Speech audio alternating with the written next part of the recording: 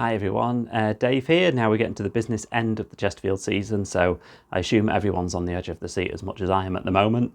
I'm Dave, and here we are with Legends of the Spire. Whether you're watching on YouTube or listening on a podcast platform, welcome. And I delve a bit more into the past of Chesterfield FC rather than the present. Fascinating having a chat with Emma last week, the physio, about all the things that are in a kit bag and how far she can launch an energy gel and stuff like that. I'm actually back with the former players this week because I had a chat with Ashley Foyle. Now, Ash was a youth player at Chesterfield at the same time as another former podcast guest, Jamie Lowry, and that was in the mid-noughties, back in the Saltergate era. So I had a chat with him about that whole time at the club, coming through the youth ranks and then being part of the first team squad. Did make an appearance away at Swindon and also was on the bench against clubs like Forest before moving on to Accrington, and then played for a lot of our local clubs as well, like your Matlocks, etc. Really interesting to have a chat with him because he actually came back to Chesterfield as a coach, which is what he's doing now. It was about a decade ago as part of that youth team alongside Bucky, Dave O'Hare, who's still obviously there now as our goalkeeping coach. And it was interesting because he's gone on to clubs like Sheffield United since and is now at Lincoln. So he's really experienced in that area. We had a chat about coaching in general, which I always find really fascinating. And then obviously also Saltergate era and what he got from Linda's Sandwich Shop. As always, I am at Spy Legends on Twitter and Instagram, and Legends of the Spire on Facebook. So please do keep in touch. And here we are with the latest episode. Back to the former player interviews this week with Ash Foyle. Here we go. I've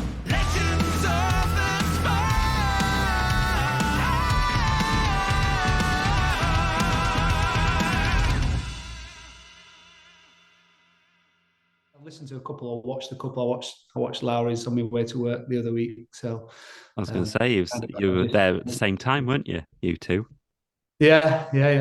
Centre halves partners in the end, even though that weren't necessarily his spot that he were going to go and break through in. But it was the best fit for us as a youth team, I think, at that stage. So, and he's obviously gone into a bit of a similar path to you, hasn't he? It's so strange, because our age group in particular, whether that was members of the youth team or at least the extended sort of squad with the lads that did the college program as well, there's so many. So like, obviously I've been around a number of different clubs coaching. Jamie's been at a few and is at Plymouth at the minute. Josh Lowe, we played against Josh Lowe last weekend. He's at Harrogate coaching their 18s at Harrogate. Matt Thorpe's at Sheffield United and been at Liverpool and Derby, who was in the college programme, played for the youth team. And then Jamie Smith, who also played for the youth team for a spell while being at the college as well. He's head of recruitment at Derby. So there's like a little cluster of lads that were all sort of come through the academy at Chesterfield that have gone on to either coach or be involved in football in some capacity like that. It's a bit odd to have so many in such a small cluster. But, what do you put that down to? Do you think that it's just luck, or was it just a good program that they good grounding? Yeah, I don't know. I think we just had good people. You know what I mean? Like everybody that's gone back into football were all good lads, and obviously wanted to forge our own careers, but not quite panned out however we might have liked. Like, there's not many of those. Probably Josh had the best career out of all of us, or Jamie, before it got ended. I just think it's probably the next best thing, isn't it, to go back into it. Some of it might be a little bit of luck, so obviously you need to find your way in. I was quite fortunate with how I found my way into coaching with Dave and Jules in Chesterfield, and Thorpe is probably the same, because while I was doing the under 11s, I think he came to just help me out as he was starting his sort of coaching journey, and that's how he got into it as well. So yeah, there's a bit of that. Jamie Smith at Derby, he just wanted to watch football matches, and his lad was playing, and he wanted to do a bit of scouting, really. So that's how he sort of started with his role at Derby, and that's obviously just evolved to the point where he actually runs the whole department now. So yeah, it is strange just to have so many of them from a similar age. That have all gone into it, but it's helpful because like there's plenty of people that you can pick the phone up to that have got the same thing going on, and probably travelling in at the same time and getting back at late at night. So there's always somebody that you can go and give a quick call to pass the time on your journey home and talk about football.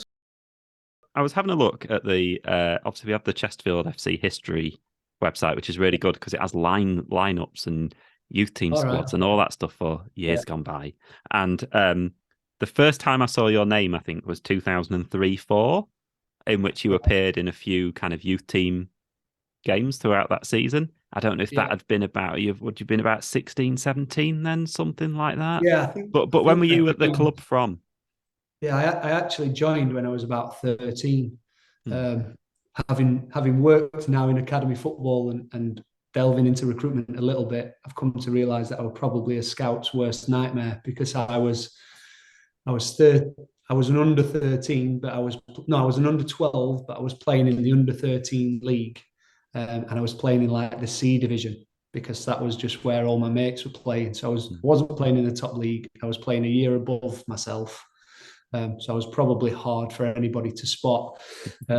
So I never really got an opportunity until my under 13 season because at that point I'd sort of decided that that's what I wanted to do and I wanted to pursue it. So the advice we got was like playing your own age group and find one of the better teams. So that's when I joined Young Owls at under 13, and that season we had a really good year and I did really well. And then things started to pop up and opportunities sort of came my way. So there was a scout that had watched a few of my games that rang the old house phone, and my dad answered. Doesn't really know much about football, so he just listened to what he said and sort of took his word for it. So he was a Leeds scout. So I went up to Leeds first, up at Thorpe Arch for a trial up there. I only lasted about 3 weeks because I was nowhere near good enough for them at that point. They had like, I just remember being in a session with Aaron Lennon and we were doing the little fast footwork thing through the ladders, and I just started and he looked over and he'd finished. I'm like, well, maybe this is a level above me. I think James Milner was around that team as well at the same time. So yeah, that lasted about 3 weeks, and they just turned around and said that it wasn't going to happen for me. So like I said, we as a family didn't really know that much about football or how it operated. So we just went back to the scout and he sort of came up with a few clubs that I could go into. Suggested sort of Barnsley, Sheffield United, and Chesterfield. And like I said, because we didn't know any different, we just asked him what he thought. And I just remember my dad telling me that his words were that Chesterfield looked like they were going to invest in their youth setup. So they're probably the best ones to go to. After that, Sheffield United built their facility at Shirecliffe and Barnsley built their facility next to the stadium at Oakwell. So I don't think he was quite in the know with that one because I went up and went to Hasland School on my trial, and then many years when I went back to coach, the academy was still training there, so he got that one wrong. But, yeah, I was under 13 at that point, and Neil Cluxton was the manager, who's academy manager now. So again, probably makes him feel old. And I just remember having a couple of games on trial and then signing pretty quickly, and was there from sort of that under 13 season. And we had quite a good year group, and a lot of us played up in age groups, so probably played a few games for the youth team before we actually sort of got offered scholarships and started our scholarships while we were still at school. So yeah, it was a fast-paced time. And are you from kind of Sheffield area? Yeah, Sheffield. Yeah. Yeah, I've always lived in Sheffield, so it was not a bad journey to get there. It used to take us sort of 45 minutes or so, depending on traffic. Mm-hmm. So we've probably managed about 5,000 different routes to get into Chesterfield over the years, with all the different ways and different means of missing bits of traffic to get there for certain times. So always sort of, my dad always brought me over while I was younger, and then when I started my scholarship, it was sort of up to me. Then I had to jump on a bus, then a train, then have a walk up from the train station. So I would have liked to have gone in digs. I did hope that would be the case, but I think I was deemed one of the local lads because I wasn't that too far away by miles. But it didn't necessarily mean that I could get there easily, because it was a good journey to get in every morning.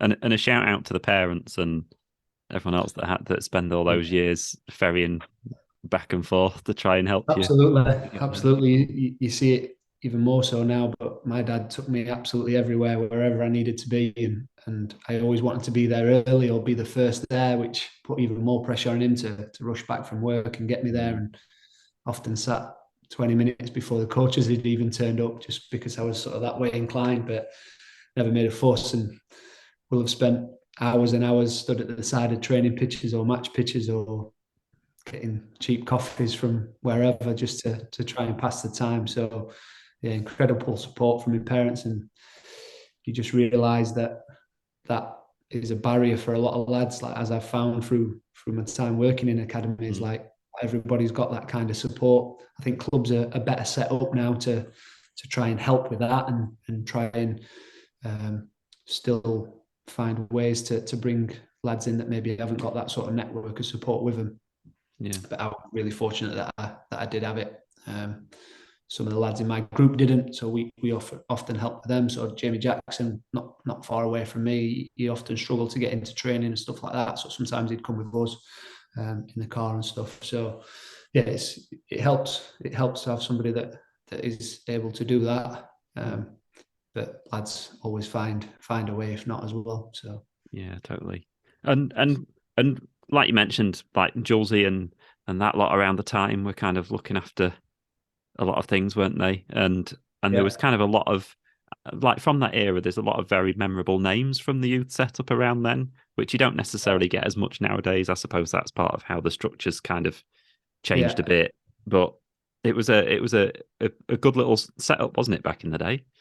Yeah, it was really good. It was really good, and like we've alluded to already, I think that's certainly rubbed off on a lot of people that have been through that. So the sort of environment that Dave and Jules had created for the amount of time that they were there certainly stuck with me in terms of how to treat young people and young players, and try and get the best out of them. And I'm sure it will have rubbed off on everybody else as well, because it was a tough gig. Everywhere's a tough gig when you try and afford your career in a youth team, and some long dark days doing all sorts of bits and bobs. But the environment that Dave and Jules sort of created amongst the group was really good. Everybody was sort of in it for each other, and always wanted to do their best, and wanted to play well, and wanted to move to the next stage. And it's only now when you're in it yourself that you appreciate that, like, they would be taking training in the morning with us, but like they're still there in the evening taking the training for the under 12s and under 13s. So you don't appreciate then what they're sort of doing and the time and effort they're putting into not only my development and my career, but everybody's across the academy. And I think that's a little bit lost now, because the staffing structure is so huge at academies. Not all of them, obviously, but you miss that sort of personal touch, I think, where the academy manager knows every single player from the youth team all the way down to the under 9s and under 10s. I think that's not everybody's like that. I know certainly some of the academy managers that I've worked with do know that, but obviously these huge academies now are becoming massive sort of industries where it's impossible to know everybody because there's so many people involved. But yeah, they created a really tight-knit sort of family type of setup. Whether that was by design or whether that was just because that's all that we could do at that stage. Like, I'm not sure there was any capacity to have any extra help for them. I know my coaching journey started around the time of EPPP kicking in, where there was more funding for more staff. And I was fortunate to be a part of that. But yeah, certainly at that time, it was sort of Dave and Jules plus the part-time staff in the evening that had to do everything, which is probably why we had so many jobs to do to keep the place running. But yeah, it was good times. Yeah, and it was interesting. Was it Jamie Lowry who was talking about kind of sweeping up and in the dressing room, and there was leaks and all sorts happening, so you'd clean stuff up, and then it could kind of be a bit pointless. I mean, it was lovely ground when it's Saltergate, but it took a bit of cleaning, I'm guessing. Really fond memories there, but yeah, the building itself was falling to bits in certain areas. I still remember the creak of the door. So the front door that you walked in, it had a very unique creaking sound. So sometimes that was a bit of a warning that somebody's just walked in the door. So if there was any nonsense going on in the changing room, that was quickly stopped when we heard the creak of the door. but yeah, there was all sorts to be done to just keep the place standing. I mean, the first team staff, obviously they didn't have what you'd have now. So what my job for at least the second 2 years was kit. So I had to pack all the kit if the first team was playing away. So we'd do everybody's wraps, everybody's shirts, socks, and sloggies and warm-up tops and whatever else, and pack all the kit ready for them to take that. So that was always a bit of a ball ache on a Friday because everybody else's jobs had been done, the simple ones like just sweeping the change rooms and mopping the floors and whatever. And then I'd still be there sort of trying to count all the kit and check that we'd got everything, check that we've got the right goalie shirts and so on. We even had to print the names of the players on the shirts. So I remember getting in trouble because I put too many L's in Wayne Allison's name, and Dave Thompson, the coach, who was sort of semi-kit man as well, and ended up going mad at me. But you just make the most of that. You have a bit of fun with it best you can. I remember when Jamie Lowry got in the squad for the first time, obviously I was packing the kit. I'd printed his shirt, so made sure that the sloggies that he'd got in his little roll-up, I'd cut a little hole the back of his sloggies for telling him that's when he shits himself if he ever gets on the pitch. So you were able to have a little bit of a laugh and a joke with your jobs as you went along. But yeah, there was plenty to do. After surviving a relegation scare on the very last day of the previous season, thanks to a 1-0 win over Luton Town, Chesterfield were hoping for an easier passage this time round, and they got off to a good start. Wayne Allison pounced to give them the first half lead after the move had been started by Dave. Mark Allott created Chesterfield's third goal when he exposed the Brentford defence yet again before feeding substitute Chaman Toya, who cut inside and fired home from the edge of the area.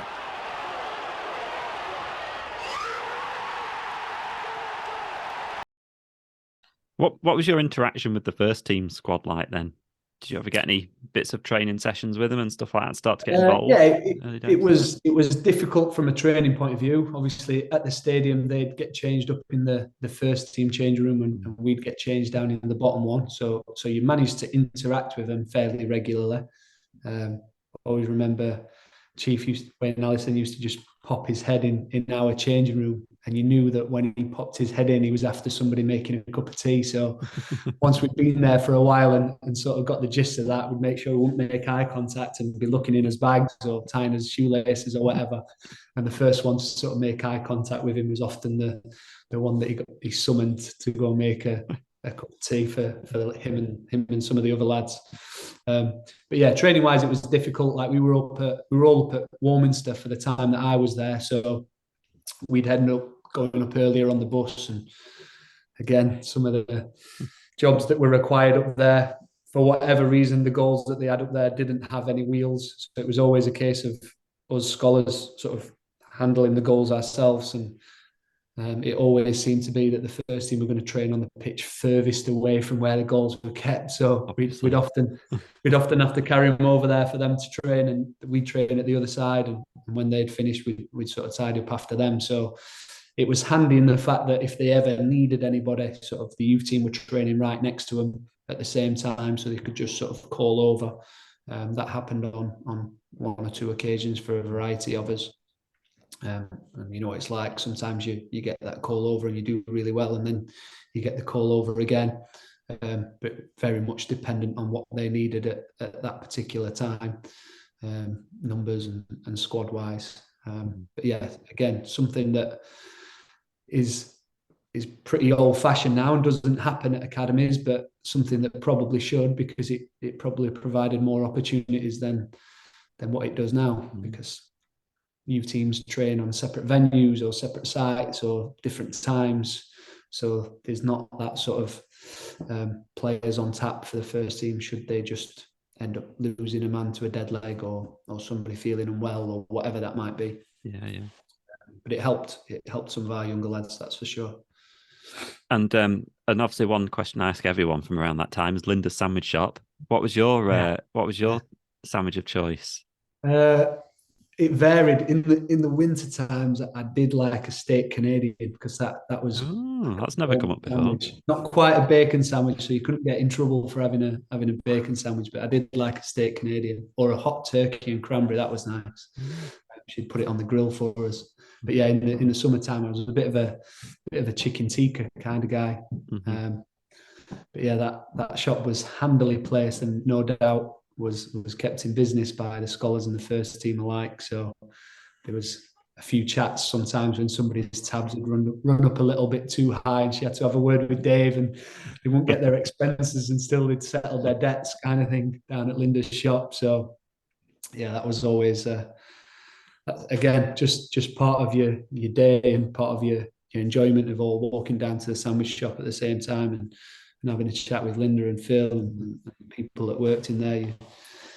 Again, it's just a smaller sort of community thing, which is probably lost a little bit now. Yeah, and you get those places. I like it when you get those places that are, because that's why I named the fanzine Linda's Sandwich Shop, that I do, because it's like that place where fans and players both kind of interact with independently from the club. Yeah, It's kind of nice when you get those places at the end of a road that is just a sandwich shop, but ends up being symbolic for something. Absolutely, it's strange. And I actually went up. I've been up today because I went to Matt Thorpe's mum's house to go and see him for lunch, and they live on the road just around the corner. You know, the one-way system. So it's strange now that you drive up and round there and you don't see an old rundown stadium anymore. You see some brand new houses, which is a bit of a shame. But the surrounding area still brings back a few memories from the time there. So, but it does. So, you were part of the squad so it was 2005-06 season, wasn't it? Yeah. So did you, so was it at the end of the 4-5 season that you get kind of offered? Yeah, it was a strange one because I think my year group was the last year group that got 3 years scholarship rather than a 2-year scholarship. And for me, to be honest, it was a really good job that you did because I had a bit of a rough ride through my first couple of years. So on the day that I went to sign my scholarship, I went there on crutches with a broken leg because I'd played in a game at school which was students against teachers and gone in for a tackle with my PE teacher and he'd broken my leg. So that was a difficult call to make to Dave to let him know that I'd broke my leg in a game at school, particularly by a teacher, and went up to sign my scholarship that night. So I sort of started my scholarship later because I was injured. So my first year was a little bit disrupted because of that. My second year I had a half decent run and played in a few reserve games, but then a game down at Notts County I'd gone to sort of clear a ball down the line and sort of turned my knee a little bit and it was a bit painful. And I could still run and I could still do whatever, but as soon as I tried to sort of control the ball with my knee open, it was pretty painful. So I went for an appointment with a knee guy and he decided that I'd sort of torn my cartilage, so I had an operation and then tried to come back a little bit too early, if I'm honest, and ended up doing the same again towards the back end of my second year. So it was only my third year scholar that I actually had a decent run at it, got myself properly fit. Like, you think you're fit in your first year, but you're certainly not, especially when you're having to chase people like Jamie Lowry around that can just run forever without even getting a sweat on. I certainly wasn't built like that, so I was often at the back with the goalkeepers. But in my third year, I did get myself in a good position fitness-wise and had a really good year for the youth team. And at that stage, I was often getting the little call-ups to go across and train with the first team if they needed somebody in my position. And then there was a few injuries, so that's how I ended up sort of getting the call to go down to Swindon for the game. I didn't actually think that I'd be in the squad because, you know, it's like you're counting up who you think is going to be in and where you'd fit. But by my calculations, I sort of ended up being 17th man because Jamie Lowry had been in a few squads by then, so I already knew he would be in.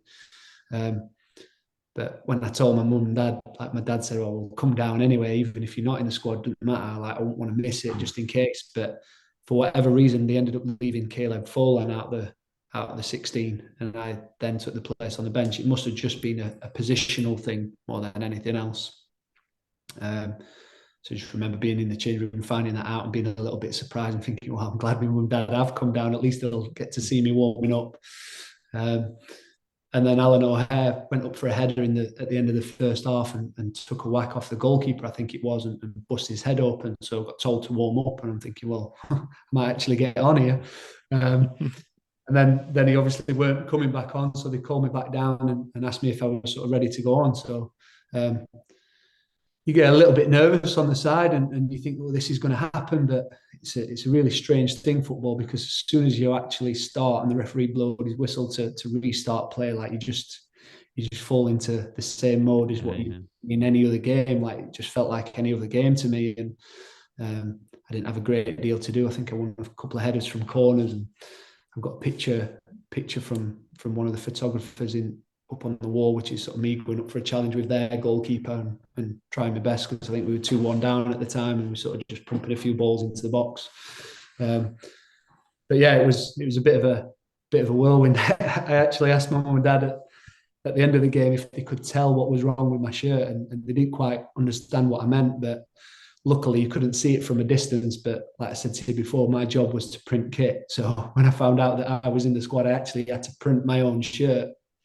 But the letters that were needed, we didn't have enough of, so we didn't have an F. So I had to sort of cut and stick a bit of an E, and then add a little bit to it, and then put the printer on it and stick it down. And from close up, it looked a real mess, like just flimsy and sort of blowing off a little bit. But fortunately, you could still make out my name, and it didn't quite look that bad from further away. So I've still actually got that shirt. It's actually a bit of a funny story that comes. So that makes it more valuable, doesn't it, if it's customized? Yeah, I suppose so. Like I say, it's just the way things were there at that stage. Like it's not. I'm sure that's not going to be the case now with any players making their debut, but that's how it was back then. So, and it was that really odd, like sky blue kit as well, wasn't it? It was. Yeah, sky blue away kit. The kick one, yeah. I always sort of look at the picture and think, what were you doing? Because I ended up wearing sort of the white F50 boots that we sort of got for free, and certainly wasn't my sort of choice of boot. But I think they must have been the only ones I had left at that point. It was obviously a little bit late in the season. They often sort of wear out pretty quickly, so that must have just been whatever boots I would have had left. But yeah, it was a good day, a proud day, just to say that I'd made it onto the pitch. I didn't have any expectations that it was going to be any more than that. I kind of knew my place at that point, that I was there because there was quite a few injuries, but I was hopeful that I'd sort of showed that I could at least cope, and just really proud to have actually stepped foot on a professional football pitch and being a part of that down there. So obviously mum and dad had made it down as well, which made it even more pleasing. And then just really excited on the journey home, telling everybody how it'd gone and that I'd got on and everything else. So yeah, good day. And that season itself, obviously it was in the Roy McFarland kind of era, and we were really kind of overperforming. Although I've obviously spoken to a lot of players around then, they were like, well, considering the talent that we had, we weren't that overperforming. But obviously as Chesterfield at the time, for a lot of the season, we were kind of flirting with the playoffs, I suppose, for a good chunk of the season. And it was a time when the club was really holding its own for a period of time, wasn't it? And there was loads of good loan players and stuff like that came as well. At that point when I made my debut, I think Jamie O'Hara was in the team, and obviously he went on to play at a really high level and do very well in the game. And yeah, we had some. Obviously, Caleb weren't in the squad at that point, but he came good in the end and ended up getting a decent move. And I do think we had a lot of good players at that point, which is probably why it was so difficult for us as young lads, because it was frustrating for us, because as a youth team we were excellent. Like we romped home our league and we were comfortable against every team that we sort of played against. So we were all sort of edging for an opportunity at the next level. And it's difficult because there was the odd reserve game, but it certainly wasn't a regular thing like what you'd find at clubs nowadays. So there wasn't that sort of level in between where we could sort of be semi-tested to see if we could handle it. You genuinely had to wait for injuries, suspensions, loan recalls, whatever that might have been, to disrupt that first team squad to go and get your opportunity. So it was difficult, and you just had to make the most of it when you did get that chance. So I think I was on the bench for the following game against Forest, wasn't it? Yeah, which was supposed to be a really good one, because like I didn't know much about anything, but I'd made my debut, and then the next day I was on the bench. The next week I was on the bench against Forest, and in the change room, everybody's sort of talking about a crowd bonus or something like that. And apparently, if there was over a certain amount, you get an extra bonus in your sort of wage. And I'm thinking, well, I've made a debut, so I might get an appearance bonus, and I might get this crowd bonus. I'm thinking, might have a nice wage coming my way at the end of the month. But for whatever reason, I didn't end up with any. Apparently, I'd not signed a bonus sheet or whatever at the start of the season. So I remember Chief trying to sort that out for me, trying to persuade the club that that's a bit unfair and I should probably get what everybody else got. But yeah, it didn't end up being the case. But it is what it is. You just get on. Hey, when Barry Hubbard's chairman. Yeah. But yeah, we had done well that season, and I think that were probably a bit of a barrier for us younger lads, and made it a little bit more difficult. So looking back at it now, and obviously now that you're doing the job that you're doing, is it kind of as much as a balance between as much as talent as it is luck at the end of the day, just in terms of like when you get the chance, if you get the chance? You know? Yeah, it is. I mean, the conversation that I had with Roy McFarland at the end of the season to tell me that I wasn't getting a contract was because they had ample centre halves at that time. They still had Blathers, they had Downsy, they had Janos, they had Evo. So they'd got quite a few centre halves. So like you understand that, but then as luck would have it, after that summer was over, Steve Blatherwick retires. Downsy gets a serious knee injury, and then they're actually in need of centre halves, and that was just the way the cookie crumbled for me. Maybe if they would have given me a year or whatever, I would have then had more of an opportunity, and you never know from that point. But yeah, to answer your question, I think there's a balance to be struck. Like I think we'd gone too far one way at a certain stage where clubs were hoarding players and having too many players and too many squads that were in between sort of youth setups and first team, where players were obviously there to make numbers up at times and not necessarily there for the right reasons. But ultimately, I think even in that sort of process, if you're good enough, you force your way all the way through. But then at the same time, the scenario what we've just been talking about there, where you're literally youth team then first team, that can be really good for odd opportunities that pop up, but at the same time it is a massive jump, and that's the struggle that we're having at the club that I'm at the minute. Is we have some really good youth team players, and we were hoping to put in place a sort of B team sort of structure this year to allow players an extra little bit of time to develop, whether that be physically or tactically or even like emotionally, to be able to cope with the demands. But we haven't got that. So if they're not ready, then they have to leave and they have to find somewhere else. And you often find that there's good players across the clubs, across different sizes, different categories that would need that little extra time. And you've seen that with the lad at Blackburn that they signed from Preston, because Preston didn't have a B team or under 21s for the lad Dolan to go into. Blackburn did, and they've ended up getting the rewards for it. So I think there's a fine balance. There's some things in football that are never going to change, and there's always going to be young players that come through and get in the team. That's going to be the nature of it, regardless of how good, bad or indifferent academy structures are. And the best players, I think, do always get through. But then there's other players that maybe are good enough that don't quite get the rub of the green that they need to end up forging a career in it. So somewhere in the middle is probably where we need to aim.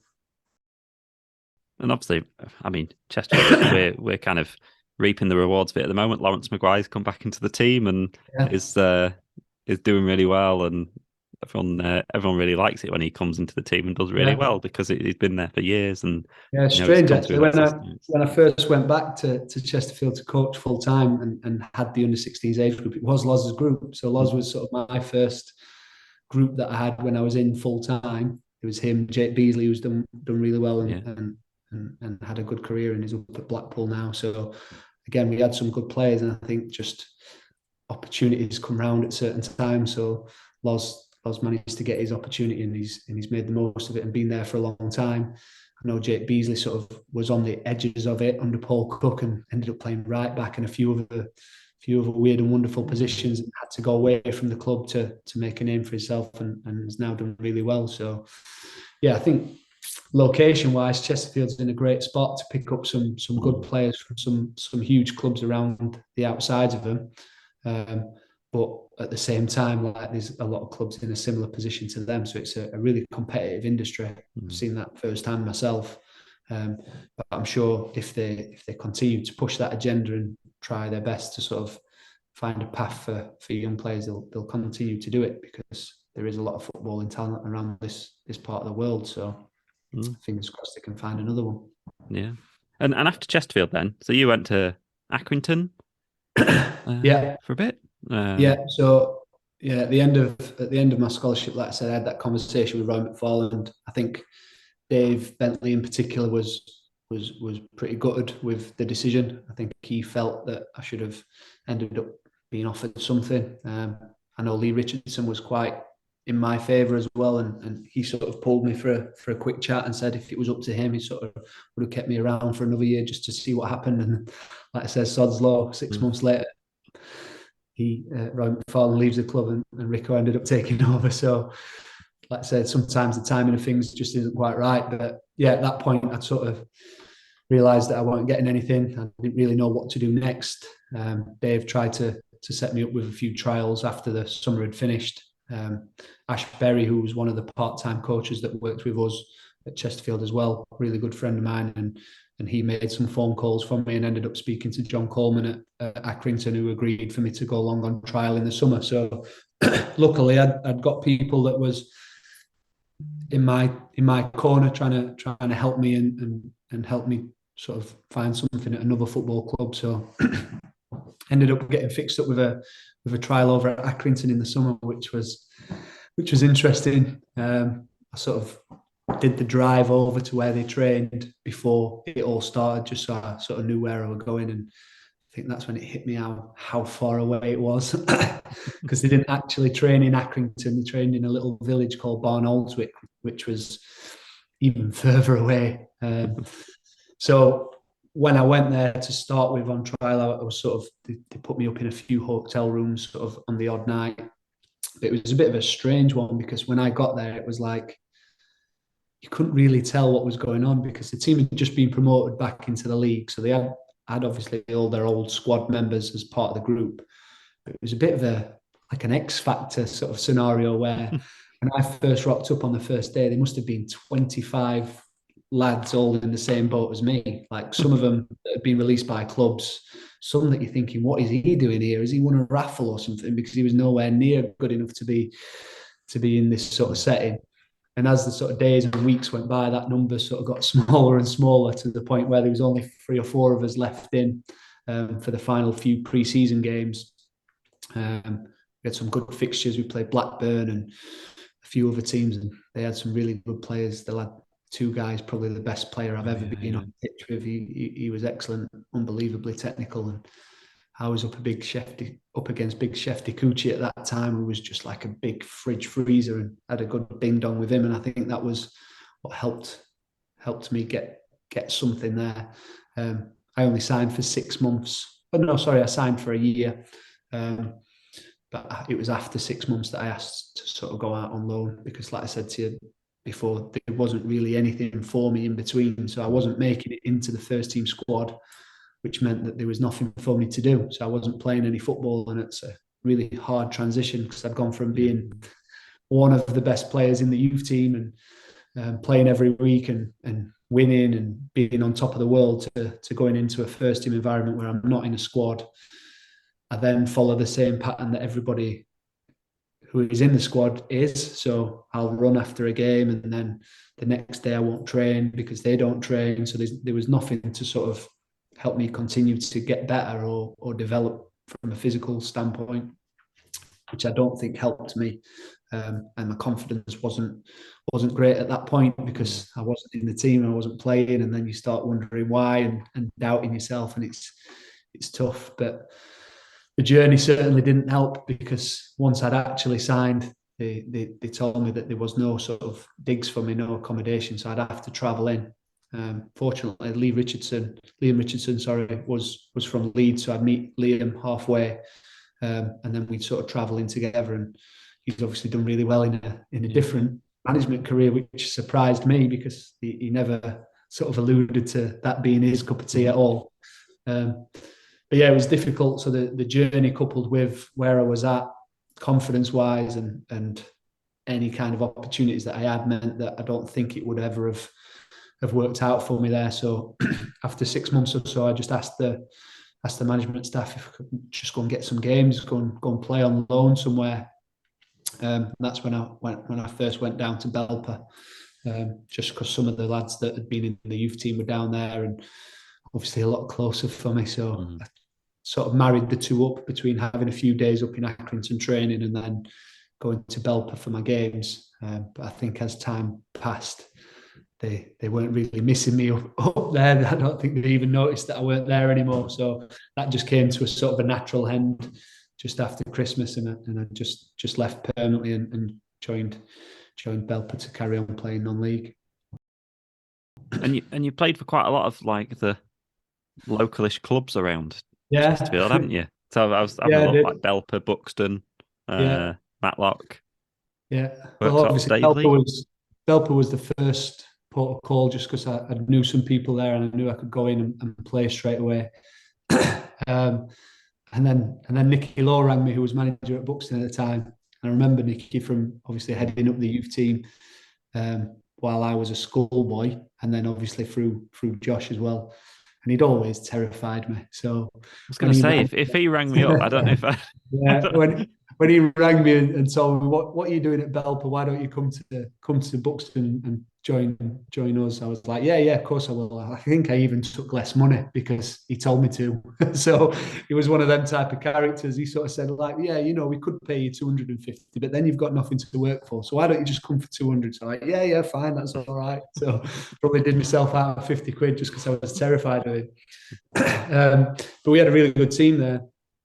And it was strange because I'd gone from obviously training all the time with Accrington and playing some games for Belper to a point where I was playing for Buxton, but we didn't train. Like, I had one training session that whole season, which was weird. So I'd sort of been in touch with Dave Bentley back at Chesterfield just to see if I could go in there and sort of keep ticking over training. So I did that, and while I did that, I sort of trained a couple of times with the first team while Rico was manager, but that never panned out into anything.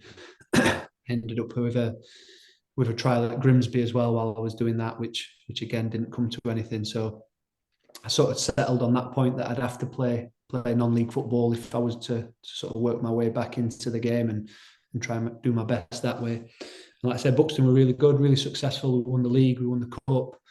Like I said, without training, I think Nicky just filled the lads with dread that if he lost his temper with you, you were in trouble. But they had a squad where if you didn't play well for a couple of games, you'd be out the squad. And because we didn't train, hard to get in. So I think that mentality meant that everybody was always on the ball and always on top of things. And we did really well that year. But then Nicky left and went to Alfred, and new manager comes in and brings his own players in at that stage. And that's when I headed off to Matlock. And Matlock was probably the best group of lads I'd been with at non-league football, because a lot of them had Chesterfield connections. So there was sort of Andy Richmond, Gaz Davis, Matt Thorpe, Jamie Jackson. Like, we had loads of lads that were part of the groups that I'd been in the past. So from a change room point of view, that was excellent. That was probably the most enjoyable time I'd had in non-league.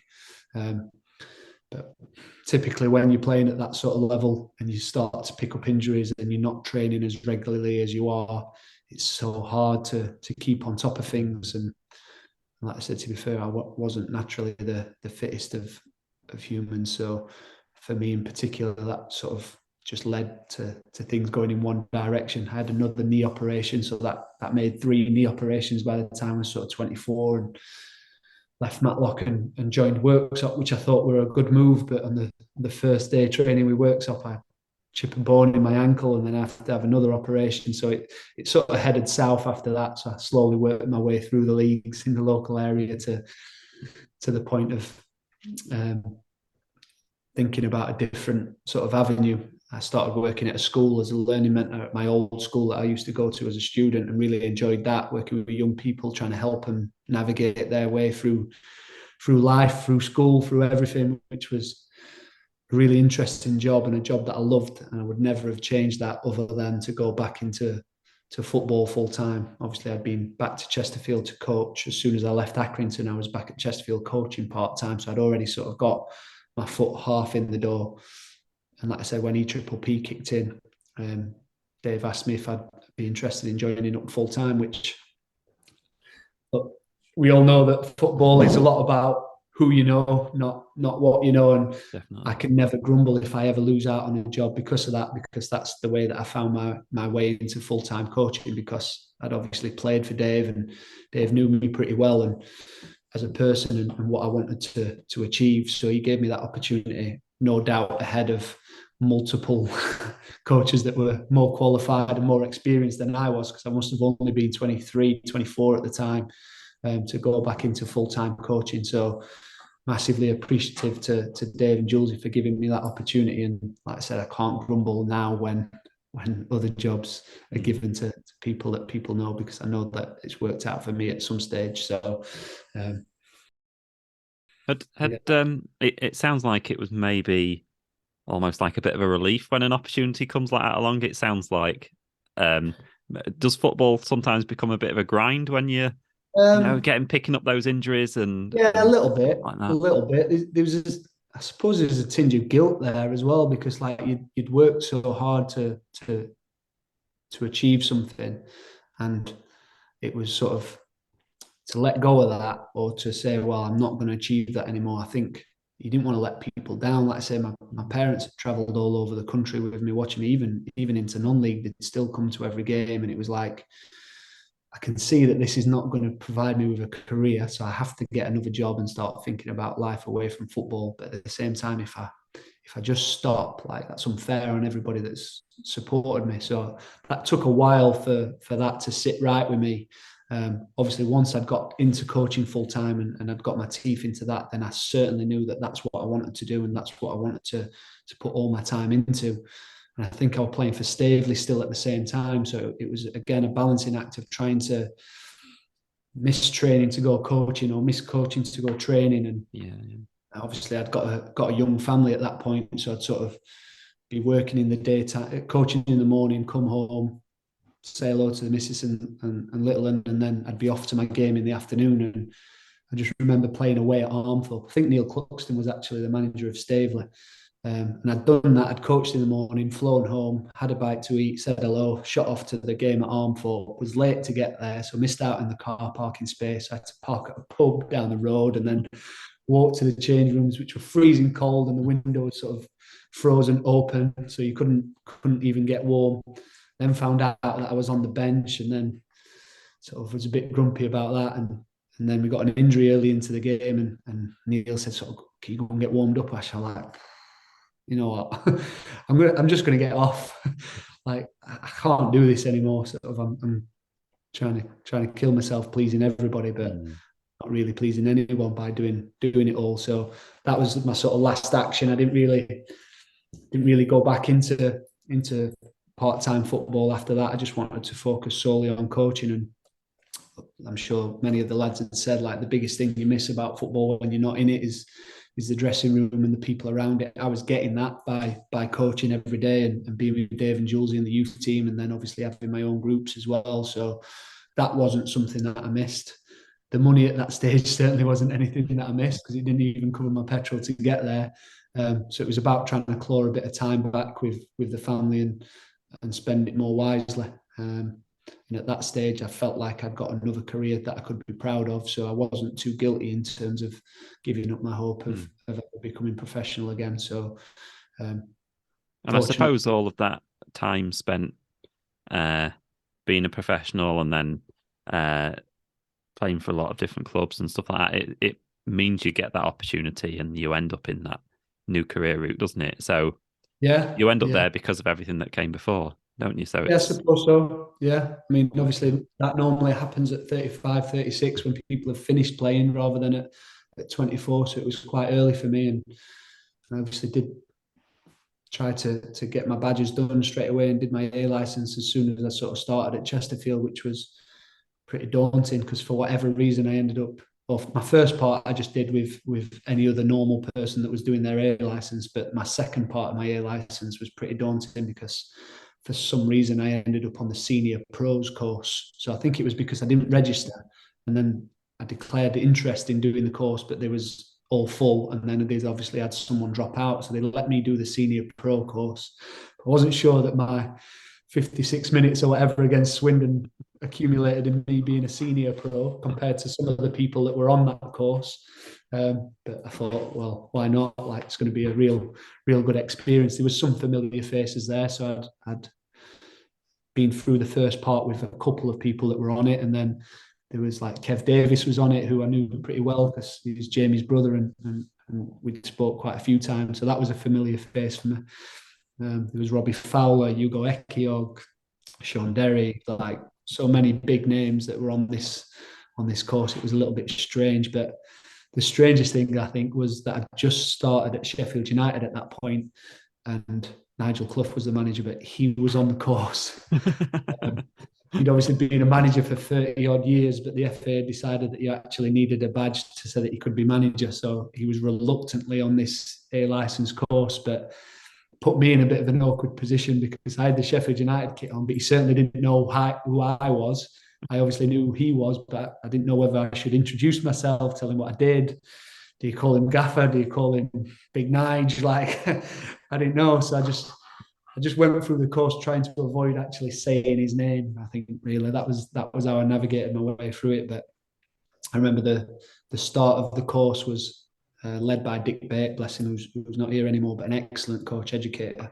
And he was talking about sort of free kicks, and he was demonstrating some free kicks, and he wanted somebody that was left-footed, and he's looking around the group for a demo. He's like, "Come on, Robbie Fowler, come on, we know you're good at free kicks. Come and step forward." So he's taking a few free kicks, and Dick Bates talking about the structure of the wall and so on. And he's like, "Right, I need somebody with a right foot. Is there any volunteers?" And like, nobody's put their hand up, but I'm stood at the front. So he's just pointed at me, and then so I've had to step forward, and I had to check myself and think, I'm taking free kicks with Robbie Fowler here. Like, I used to watch him on the TV and cheer him on for England and Liverpool and stuff. And that was like, well, so I didn't necessarily have that through playing football, but now from coaching football, I am going to start to come across heroes and rub shoulders with some of the best. Yeah. So it was a really good course to be on. And you learnt a lot from it. Hammam, Murphy, and McAllister, and Fowler. It's all over. Liverpool are going to the FA Cup final.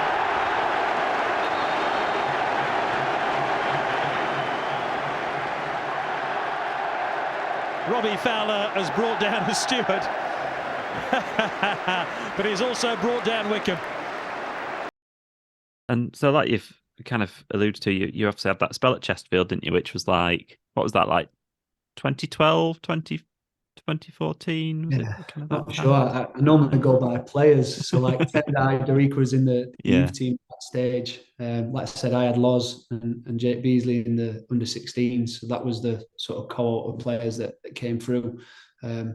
Things changed a little bit around that time. So when Paul Cook came in as manager, Dave and Jules both left, which was a shame because they'd been there for so long and done so well with it. Obviously, times were changing. EPPP was coming in, audits and things like that. So whether that had anything to do with it, I don't know. But they were replaced with Mark Smith and Jerry Carr at sort of head of the youth team and the schoolboys sort of academy stuff. Me and Dave O'Hare, who's still there actually. Me and Bucky were still left behind, sort of to try and keep things running. We were sort of still in the office. I'm like, Bucky, we're gonna have to ask what's going on. So Dave and Jules had obviously just left and came in and said bye to us, but we had like training that night. So like, well, what we're gonna do? So I sort of popped my head into Paul Cook's office and said, like, you know, like Dave and Jules have gone. What do you want us to do? Do we carry on? We've got training tonight. And it's like, you're brave coming in here. Everybody that's coming here so far has left. But luckily, me and Bucky managed to avoid that, and we tried to keep things running until the new staff came in. But yeah, at that point, it had not quite been the same as when Dave and Julesy were there, and I was sort of looking to progress myself from a coaching point of view. So ended up with an opportunity at Sheffield United to go over there, and went over there initially as sort of skills coach. So I was tasked with developing a skills program, a ball mastery program, and then I was sort of assistant in the daytime to Travis Binion with the under-18s, and then in the evening to the foundation phase with Matt Morley.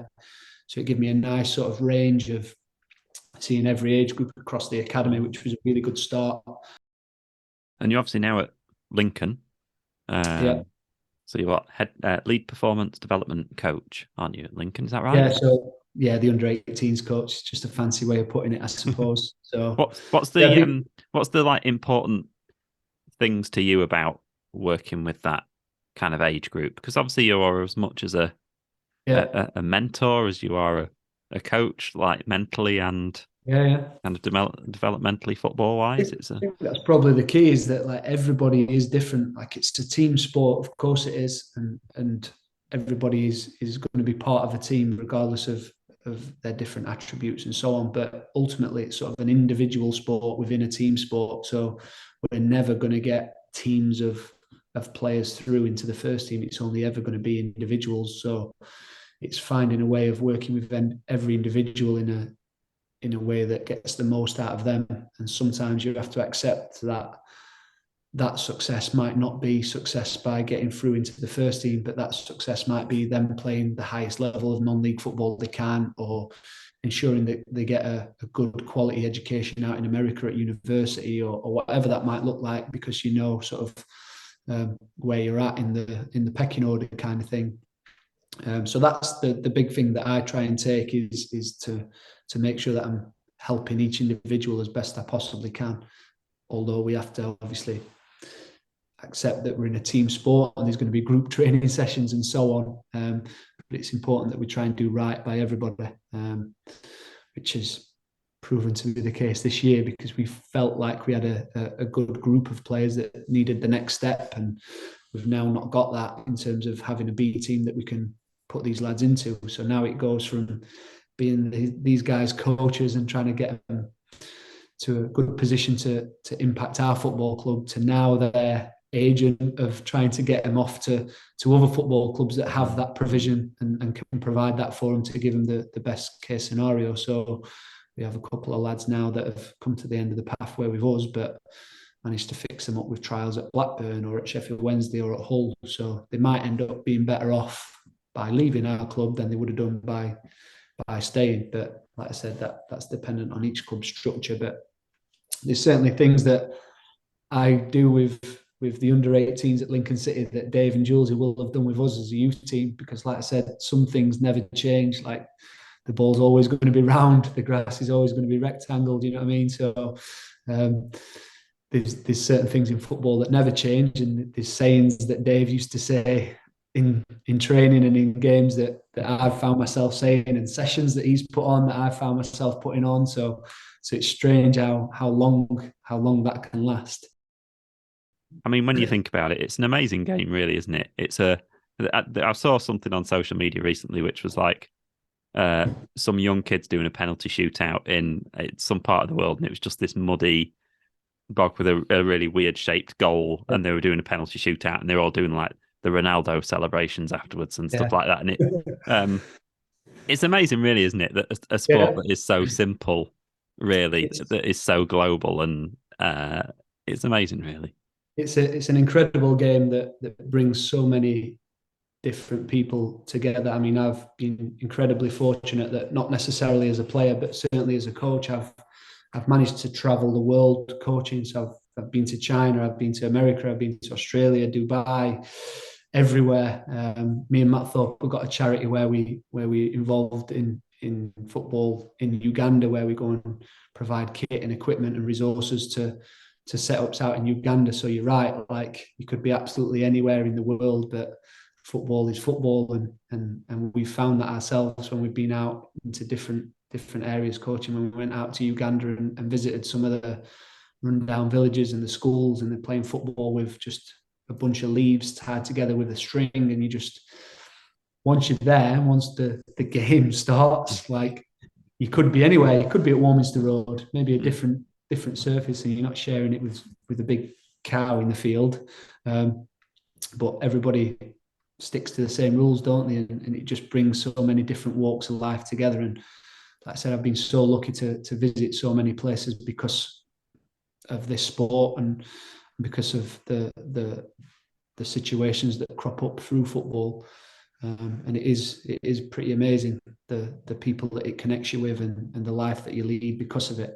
And I'm fortunate that I'm still involved in that full time, and that's what pays me my wage. It certainly doesn't feel like a job to me. I mean, there's bits about it that I don't enjoy, don't get me wrong, the travel, the journeys and the times out of the house, but there's not a day where I wake up and think, oh, I don't fancy going to work today. And my wife always talks about when she can retire from her job, and I'm like, I don't think I ever will retire. Like I might go back into recruitment and start scouting part-time and have a bit more time at home, but I can't see a world where I'm not involved in this. Like it's been my life since I was 10 years old or whatever. So it doesn't feel like a job to me. So I'm really lucky in that sense, because I know a lot of people are out there grafting morning, noon and night on the tools, or out in all weathers, or dangerous jobs where they're risking their lives every day. So I'm lucky that that's not the case for me. And my job is to talk football and to try and do what's best for young people and try and help them on their path. So I know I'm really fortunate in that sense.